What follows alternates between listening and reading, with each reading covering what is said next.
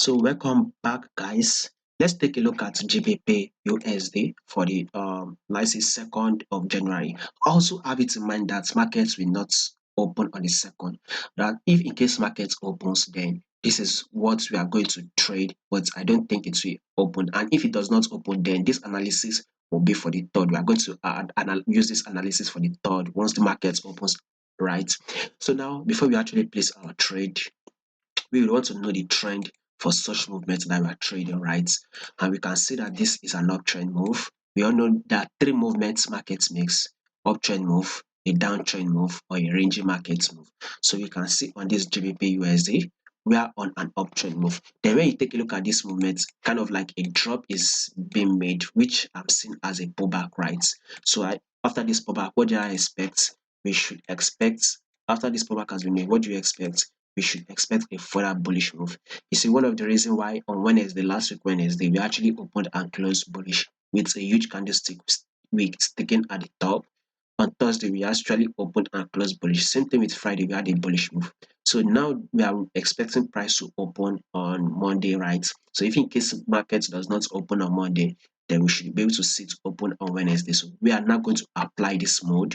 So to be able to predict this move, we have to go to the 4-hour time frame, right? Now, we all know the principle of trade what you see and not what you think. So it is exactly what you are going to apply to this GBP USD. If you take a look at it on the 4-hour time frame, we are ranging. So you will see that price came to this level, which is the highs, right? And we see it drop to the same level. This is one of the reasons why I've highlighted this level, which is high up, and we will taking it as a resistance. And this level that is below, we will take it as the support. So once this price comes to the resistance level, we tend to see a rejection downward to the support level, and again we will get a bullish move to the resistance, and then we will get a drop to the support. Then again we will have a bullish move to the resistance, and what will you be expecting next? Definitely a bearish move to the support.